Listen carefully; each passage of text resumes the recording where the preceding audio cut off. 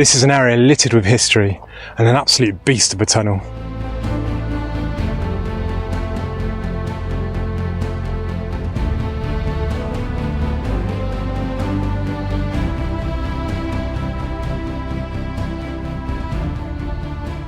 I'm on the Birmingham Old Main Line.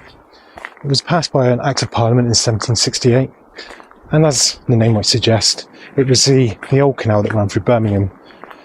The problem is with it, it winds its way through, lots of canals are built and joined onto it, and it wiggled its way through Birmingham and was slow to traverse. This plays quite an important part in our story today. It was in 1824 when Thomas Telford was commissioned to build a new main line. And the reason for that main line was to basically put like a motorway of a canal straight through Birmingham, allowing goods to be transported much quicker. So we're on a bit of an aqueduct here, and we're going to come back to this in a minute. So a little drop down the towpath here takes you onto the Netherton Tunnel branch. Now this is quite a straight canal, in fact it's dead straight, as you'll see. But it has something very interesting on it. So here we are at the Birmingham Canal Network's new main line. Now as you'll see, it's wide, it's straight, and there's towpaths on either side. So when Thomas Telford was commissioned to examine alternatives, he travelled down the existing line and he announced it was little more than a crooked ditch with scarcely the appearance of a towing path, the horses frequently sliding and staggering in the water, the hauling lines sweeping the gravel into the canal, and the entanglement at the meeting of boats being incessant. Whilst other locks at each end of the short summit of Smethwick, crowds of boatmen were always quarrelling or offering premiums for preference of passage. The mine owners, injured by the delay, were loud in their just complaints. There was also the threat of a Birmingham to Liverpool railway. 1824 was getting quite late in the canal age, railways were coming around.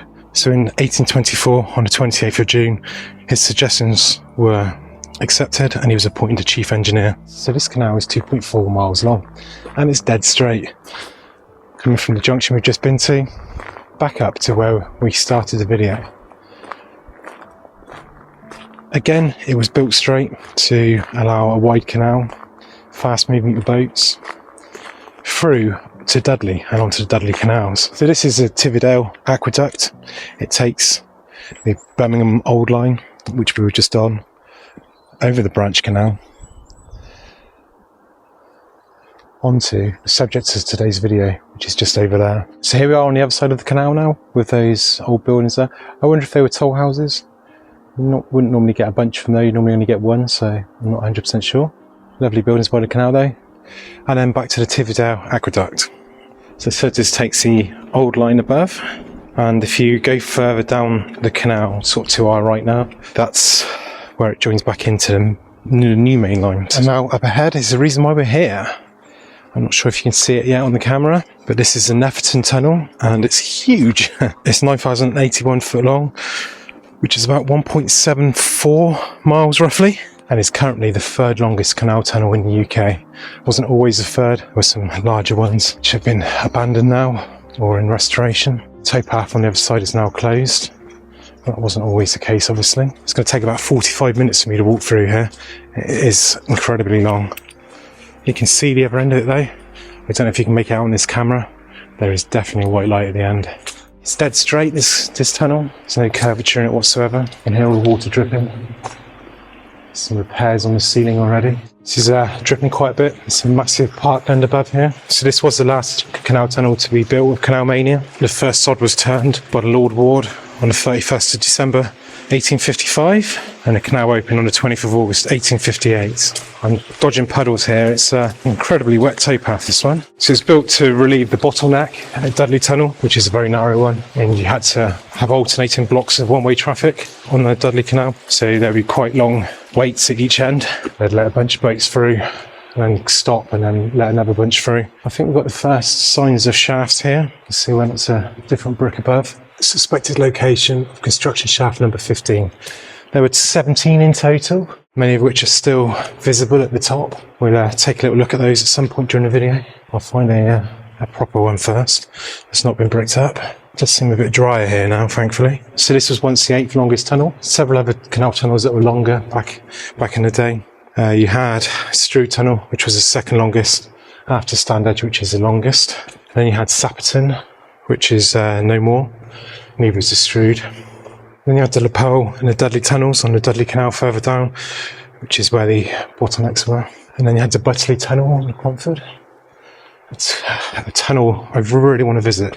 Both Paul Whitewick and myself have been trying to figure out a way to do a video down there for a while, and I really hope we can do something this year. And then you had you've got the Blissworth on the Grand Union, and then this tunnel here, jumped up in places by abandonment, obviously, which is unfortunate. Some of them are planned to be restored. This is probably the easiest tunnel I've walked through, because it's 27 foot wide. They've got towpaths on each side and a wide canal in the middle. It's got a nice big arch, so you don't lose that curve. And normally you're hitting your head on the curve. Right, here we go, look. So being a much more modern shaft, it's brick lining. It's also got a steel base to it, or probably a cast base.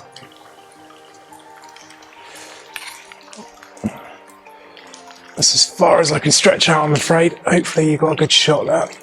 So these are some seriously posh shafts for canal tunnels. Obviously, like I say, this was built so much later. But it's brick all the way up through. It's away from the ground, it's safe.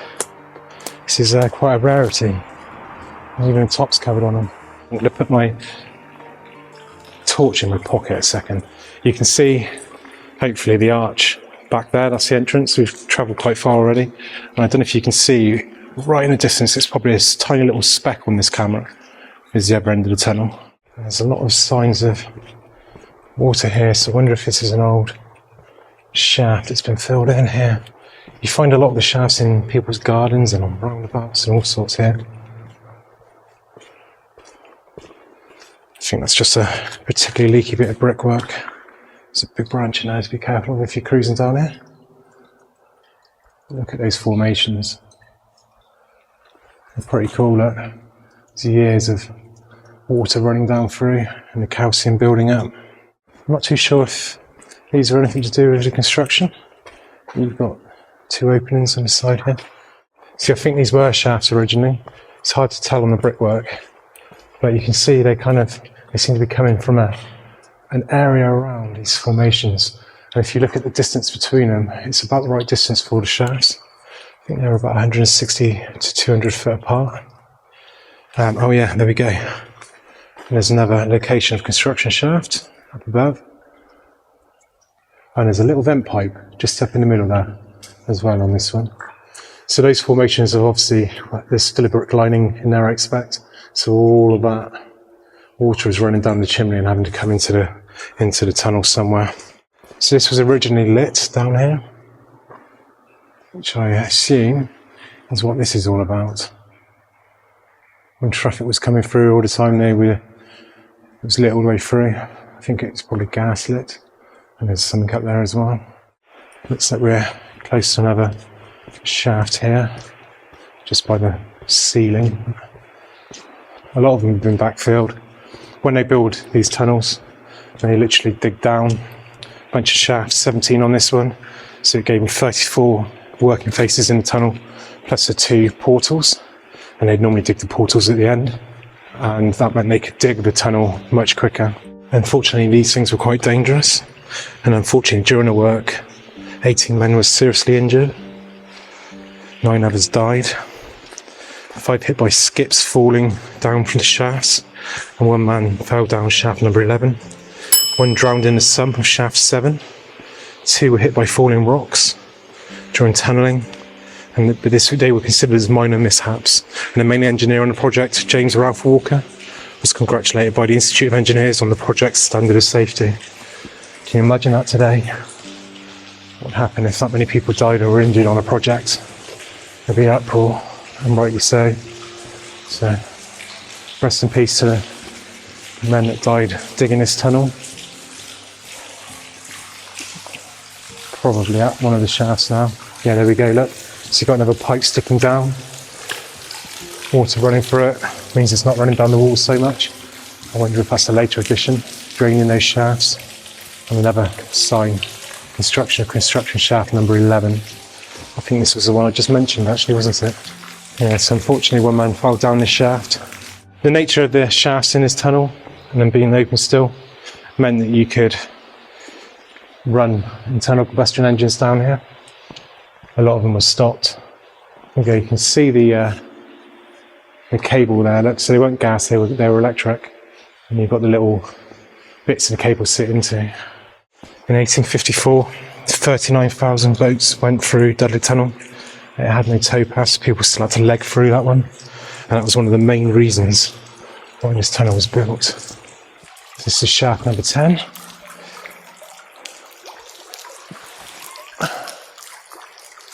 So you can see more repair work here. They put these beams, 1983, look there, on a brick. There was various things done here in 1983. The brick invert was replaced with concrete as a result of the invert rising, so that's in the bottom of the canal. And then in 2011, significant cracks were found, and part of the tunnel lining had to be repaired. That happened in 2013. We're about halfway, and we are on construction shaft number 8, which sounds about right. There's over 17. There's a lot less water coming through this one. There's some going on here as well, a little more repair work. So this is the concrete lining that was done. These all over here look to strengthen, and then this has been completely relined. So this was done in the winter of 2012 to 2013, this section. This is definitely a location of another shaft. Yeah. There's a pipe taking a drainage outlook, and there's meaning on that side, and full of formations. And here we are, probably the strangest of all the shafts, just in the middle of the housing estate. A little roundabout in the middle of the road. There we are. Don't know what it's like on the top. We can see anything. So it looks like they put some struts in here to strengthen it. You can see over the other side there. It's dug out on the brickwork. This is probably why the work just down there was happening and supported the size of the tunnel. I can't see any on this side. They may have just repaired this side. That probably went across the width of the tunnel. Ah, here we go. There's more bits done here. So this is probably to do with this. Here we go. Struts on the side there as well. Not entirely sure what these are for.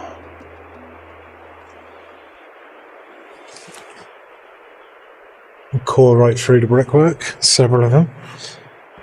Probably trying to find anchors. There's loads of water running in here. There's little drains drilled down, but they're blocked, so they're not draining it through. You can see iron in there, look. That orange is iron deposits. Oh, it's rust. So it's like a irony brown, it's ferrous. It's all through here. Sounds like a waterfall down here. Oh, it quite literally is, look.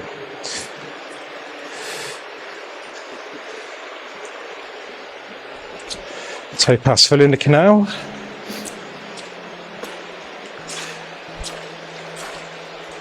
Some more down here. So up above here were loads of mines, quarries, everything. So shaft 4.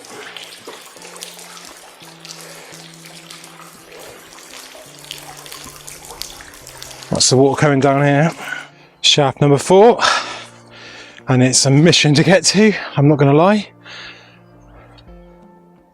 This is a very boggy, hilly area. Steel plating on here. I'm unsure what that's doing. It's not very thick, so maybe it's just channeling the water away. I feel like I should sprint through the last 100 meters like Usain Bolt. Fatter and lazier version. Oh, that wind's picking up now as well. So that wind is the shafts doing their job. It's sucking wind up through the tunnel, pulling up through the shaft, taking any bad air out. Even before engines were on boats, it was still an issue having long tunnels. because carbon dioxide would build up inside, and other gases in the tunnels, you know, leaching from the mines and all the other industry that was around it. Often they dug canals and the tunnels into areas they hoped to hit some sort of resource. Just number 2. And the hope was that they would find a mine and be able to put a wharf in the bottom of it, like Bridgewater did, and take goods directly from the mines straight onto the barges via a wharf in the tunnel itself. Some of them, like the tar tunnels, which were on the Shropshire Union, but originally the tugboat canals near Telford, they were digging a tunnel underneath there, and they hit tar and it was just oozing out, and the tunnel then became then collected tar, and they put the hay incline plane over the top. It's something you'll see in my videos. See, now we're pretty close to the end. Look how big it is. I'm quite happy to be out of it, if I'm honest. This has been a heck of a walk. I was hoping it'd be sunny on this side. It's not. There we go. Netherton Tunnel, 2,768 metres. Reopened to navigation after extensive repair work by Sir Frank Price, DL, on the 17th of April 1984. Wasn't even born. So this is Windmill Junction, got Windmill End Bridge and Boshbourne Arm Bridge, so the arm used to curve around there. And this is the Dudley Canal through here.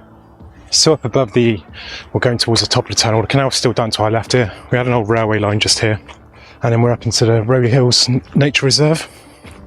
And this in front of us is the Cobb's Engine House. 160 years ago, this whole area was littered with coke ovens, mine shafts, oil heaps and the like. These mines often flooded, and 1.6 million litres of water were pumped out of them every day by the engine in here. It's pretty cool.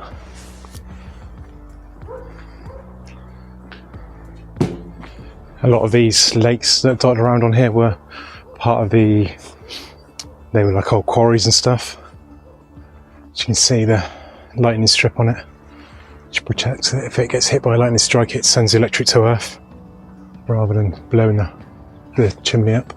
From the end of a very long tunnel and a magnificent pumping house. Have a great day.